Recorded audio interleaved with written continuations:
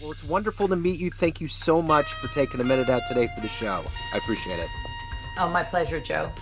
So let's begin our journey into your work by asking you this. 5 years ago, I'm sure this changed so many landscapes and probably in your world as well. The pandemic was raging. So many people were trying to deal with it. How did you get through that era, and how has it changed the way that you approach things today? Yeah, one of the things that I noticed within organization, particularly the organization I was working for at the time, which was Humana, which is a $100 billion healthcare company, about 100,000 employees. I noticed this drastic shift to ensure people had what they needed, not only from a technology perspective, but in terms of support that they might need during this time. And the company was always wonderful about that, but it just ratcheted it up. I was just so pleased to see the executive team say the most important thing right now is keeping our people safe and feeling that they still belong to our culture. Well, and that was key at the time because healthcare was such a big deal, and all of those employees, as we know, just went through Yep. the rigors dealing with it. Yeah, it was. Everybody was in a dilemma, so to speak, but certainly healthcare was at the top of the chaos. So let me ask you this. Let's get to the heart and soul of what you do to help leaders and executives be the best that they can be. I'm going to put you in front of a bunch of 12-year-olds at career day. One of the kids in the back of the room wants to know what you do for a living. How do you answer that child?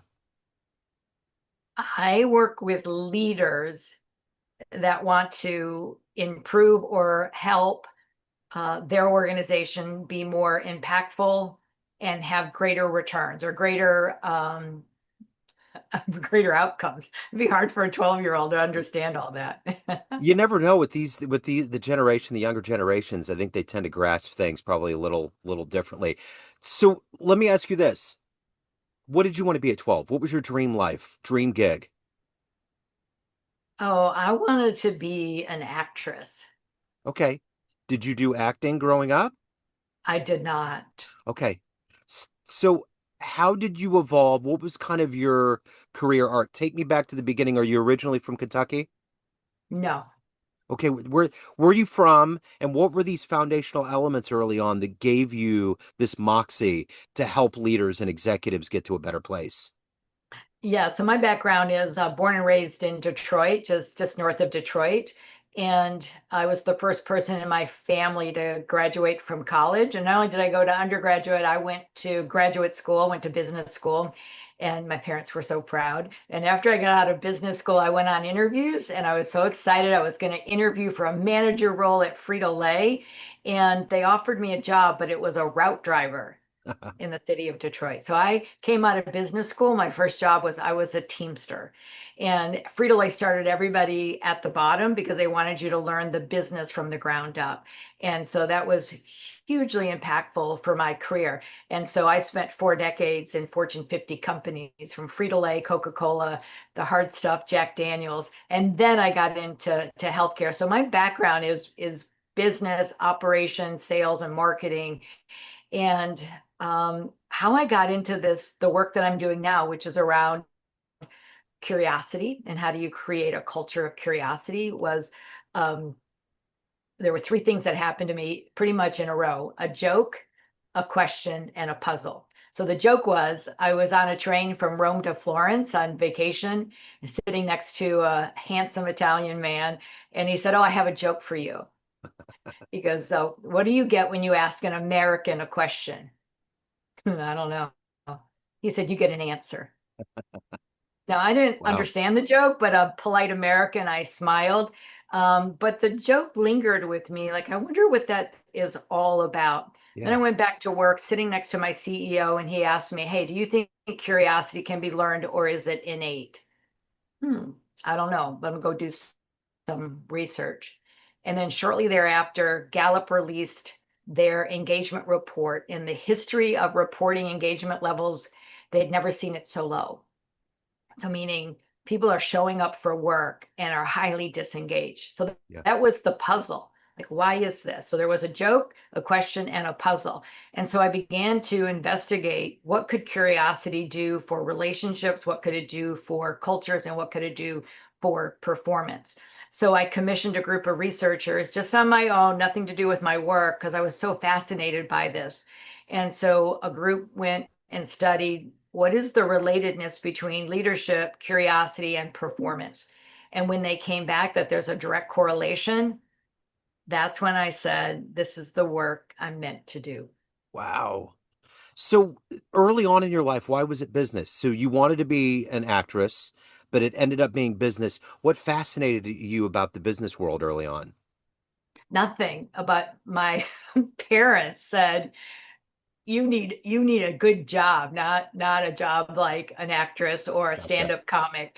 And so they really steered me in that direction. And they were instrumental in my life. I took good counsel from them.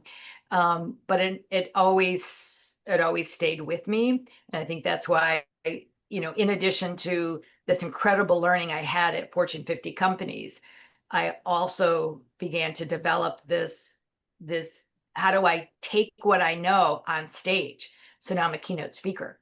Okay. So the sense of is it an actor? I said no, but I'm on stage delivering a message that is moving and is influencing a group of people.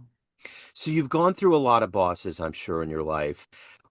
Talk to me about leaders. Who has exemplified this template of leadership that you tried to imbue in your clients so that they get it and they can evolve to a better creature? Yeah, I think for me, the best leaders I've ever had are those that have asked me questions so that I could develop my own kind of agency and my own thought leadership, as opposed to just giving me an answer. It was, well, what do you think is a good approach here? What do you think we need to do? In the sense of enrolling me in solving the problem and building my confidence, like, hey, maybe I can go solve this problem. I was just thinking about curiosity, and I don't know if you have that where you're at, but in Kansas City, there's these cat cafes where you can schedule a time and there's a room of like 20 or 30 cats, and you just go and have a cup of coffee. And cats are the curious ones in the animal world. I think it might be interesting to just kind of sit there and observe and watch how that curiosity flourishes. Yes, yes, yes. And to that point, we've all heard as children, curiosity killed the cat, right? And there are so many other things as children that we're taught about not being curious, is that we are actually conditioned to be incurious. So there's no wonder that we end up in the business world not having curiosity. And when I was writing my book, The Curiosity Curve, I wrote there, curiosity killed the cat. And Yeah. the editor said, I need you to cite that. I'm like, my mother. She goes, no, no, no. You need to cite it. I go, like Miss Erickson. And she's like, no, if you can't cite it, we're gonna have to take it out of the book. So I wasn't very happy about it, but I said, all right, I'm gonna go do some research on this. Yeah. And you know what? Curiosity killed the cat is not the entire sentence. Okay. It's attributed to William Shakespeare in 1589, and it's curiosity killed the cat, comma, but satisfaction brought it back. Wow. Now, we've been taught that as children, Yeah. Joe. I Yeah. mean, our lives might be significantly different. Are you kidding? I know. That's people say it Yes. all the time. I mean, we and Right. that's the problem with these catchphrases. They get watered and handed down, and it's kind of like John Lennon when he got all that fire for saying that more kids were listening to Beatles music than they were reading the Bible. He didn't say they were better than Jesus. He didn't say any of that stuff that was, you know what I'm saying? It's like if you took the interview that quote was in and put it in context, it's exactly what you're talking about right there. Yes. Yeah. And it's one of those things. The lesson for me again was go do your own research. Yeah. Right? Don't take things at face value. And you think about what's happening right now with social media. You see something on your phone. I say, I don't know if this is true or not true. I don't know what to believe anymore. And I don't even know where to go to get the right source. But I'm curious in terms of digging in and getting to what is the truth.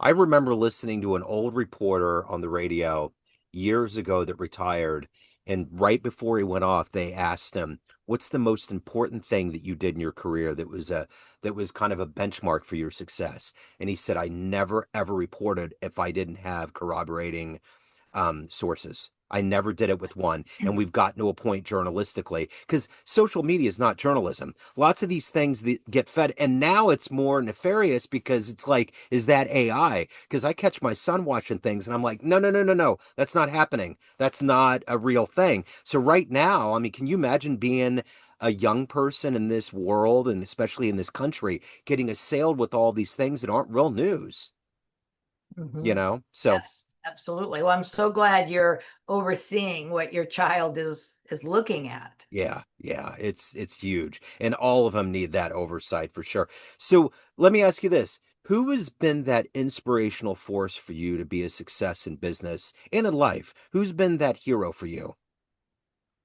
I mean, I definitely say my parents. My parents were both very disciplined. So I grew up with a lot of discipline, which has really helped me in school and in the workforce. I was never afraid of doing hard work. Obviously, if I became a route driver, a teamster, I like, all right, I'm just going to go take that on. And I think my parents were also very adventurous. I mean, we traveled all over the country because they wanted us to see the world, so to speak. And it was we didn't have a lot of money, but they found ways to take their family on vacations. And it just was, they were curious and they were very disciplined. And that, I think that really helped me in my life.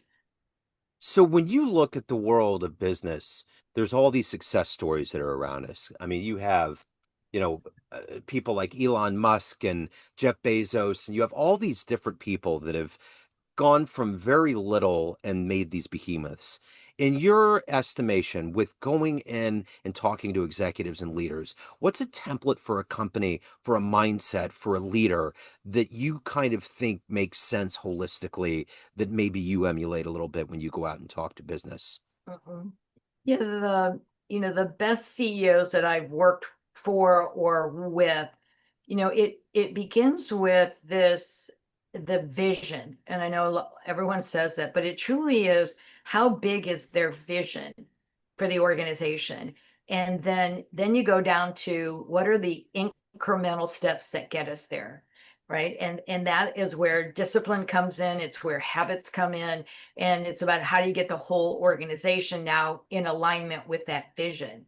And so the bolder the vision, the more detailed execution plans you need to make it happen. So if you could meet one business mind alive on the planet today, have a lunch, spend some time, ask some questions, someone that might help you refine the way that you approach leaders and executives, who would you love to talk to? Hmm, that is interesting. There's so many. It could be a round Um, table. Yeah. I would be really interested in meeting with the round table of the nine big tech giants, Yeah, right? And really understanding, I would love to understand some of the questions that you're asking me. What was in your early childhood yep, that propelled you to this? And so many of us have great ideas. Day in and day out, we have great ideas. Most of us don't execute on it. yeah. Here's a group of individuals that executed on it. I'm sure it wasn't easy. Some did come from backgrounds of wealth and education that propelled that, others did not. So I'm always interested in human behavior, and I think that would be just really fascinating to get them all in a room and probably understand their backgrounds. And the one thing that you do too as a keynote speaker is that being on stage and having that power of delivering a message to people can completely create an indelible memory for all of them and change their lives. What's the best speech that you've ever witnessed? Who did that for you, transfixed you, and you still remember it to this day? I think I didn't see it live, but Brene Brown is someone I greatly admired. She comes at it as, here is the message. Here's how I've experienced it in my own life, and here's how you might be able to succeed with this as well. this whole thing about vulnerability and understanding self and then being able to approach people in a different way. So what is it that gets you up? What's when the alarm clock goes off and your feet hit the ground and you're ready to go about your day? What is that energy to do it at a high level and to also take care of your own soul? What is that for you every day? It's, for me, having spent 4 decades in corporate America, where there's a lot of structure, rules, all for the right reasons, I get up now and say, okay, I'm so glad I had those 4 decades in Fortune 50 companies. Now I have the opportunity, this freedom to be able to share with people this calling that I have, which is around the power of curiosity to transform relationships, teams, and organizations. So the thing about curiosity and even change is that it requires a level of risk. You have to or it's that entrepreneurial mindset. So in 4 decades of being around high level companies and watching your career trajectory, what was the biggest risk that you took on that ride?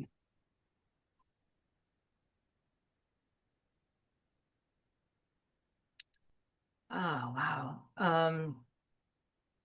I I don't know if I have one single big risk, but I was about taking risk in terms of applying for jobs I wasn't ready for, Yeah. going after a company that I wanted to work for, and just finding out who's the right person to talk to, and then just being able to get myself in front of people with the confidence that even though I've never done this job, I know that I can do this job for these reasons. So I think I've always just taken like mini risk, if you will. Nothing like that. I don't know. Some people would look at me and say, "Oh no, you have taken big risks." I'll give you one. Is I did a one-woman show off Broadway 2 years ago. That was a huge risk, Yeah.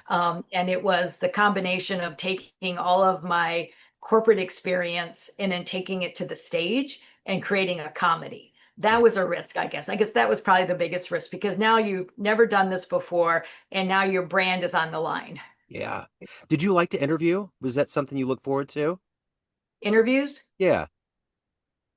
I did. I did like to interview because one, it puts you in a state of stress in the sense of you've got to level up your game. And one is when you're interviewing with someone, you do your research, not just on where do they go to school, but you also hopefully have talked to other people that have worked with them. What is their style? How do they like to consume information? And it's like you're studying the person as well as you're studying the job. And then you're going in, you're just having a conversation. What was your best interview? What was the one where you walked out and you knew you had it?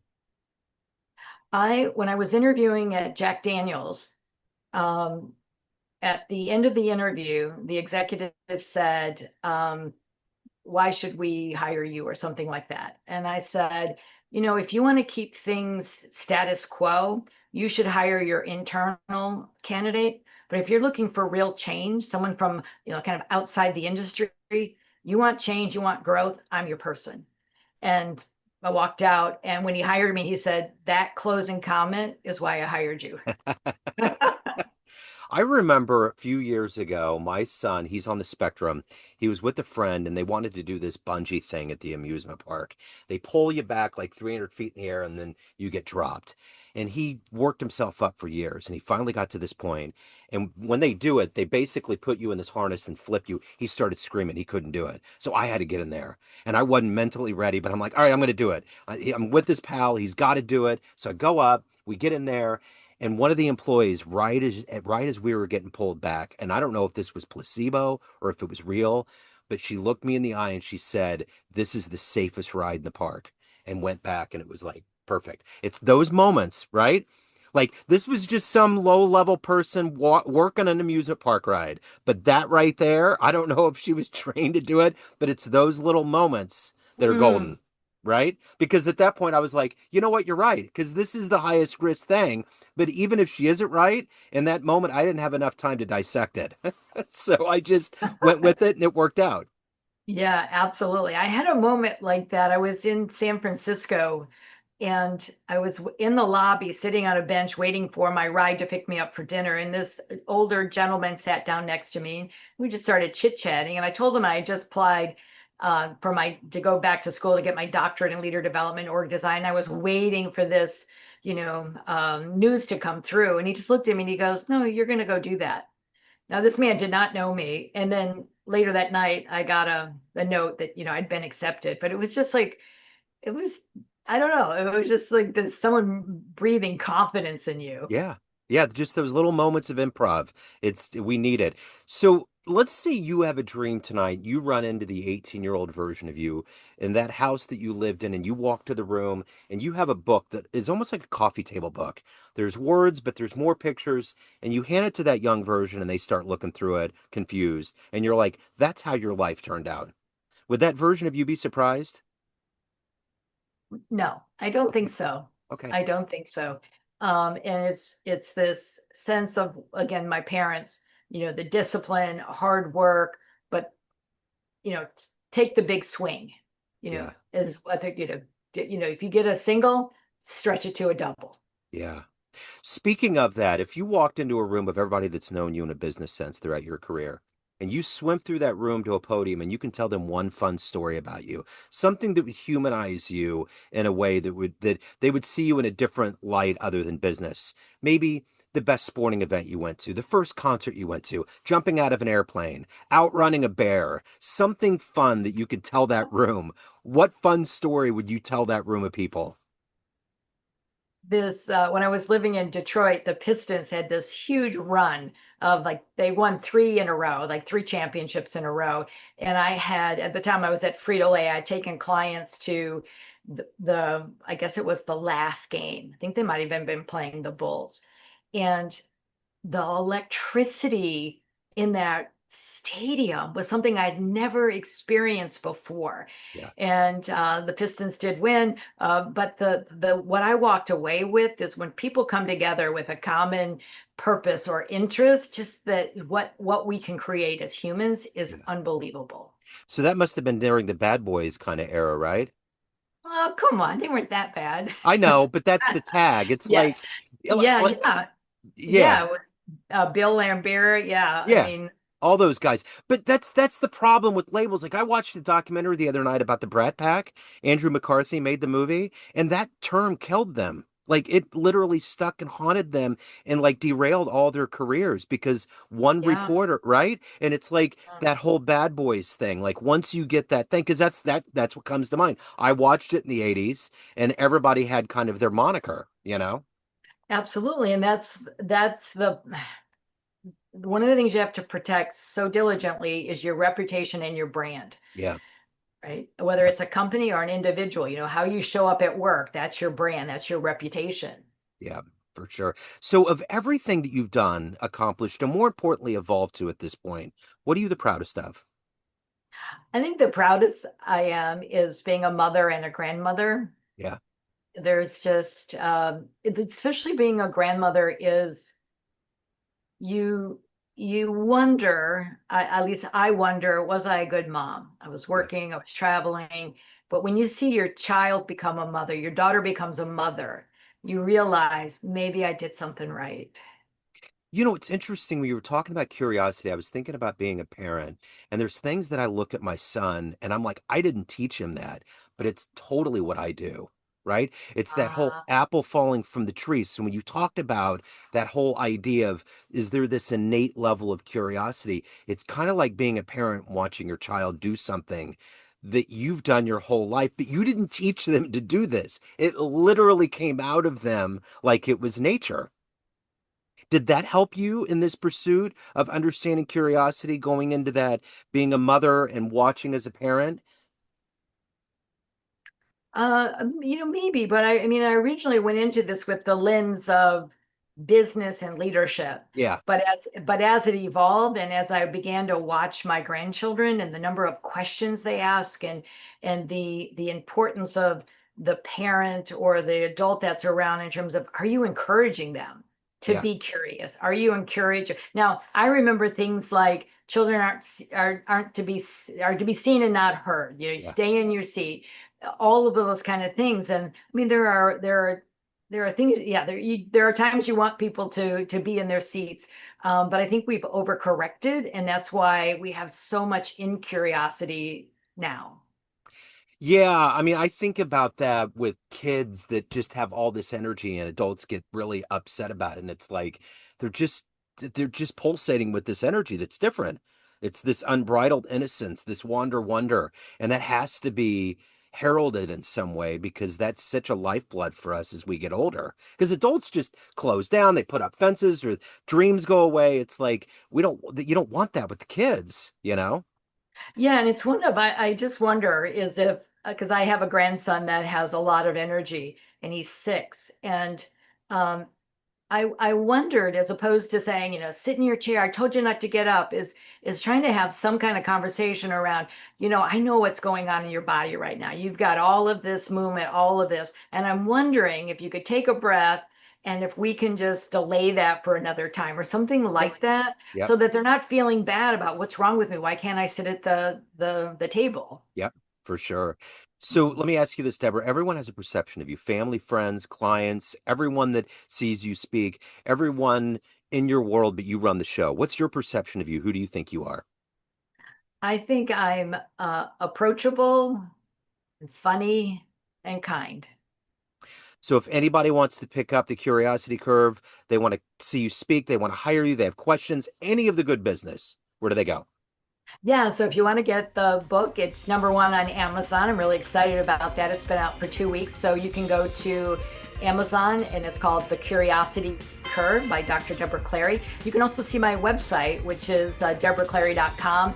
And there's a number on there where we can connect and a calendar invite. I'd love to talk to you about curiosity.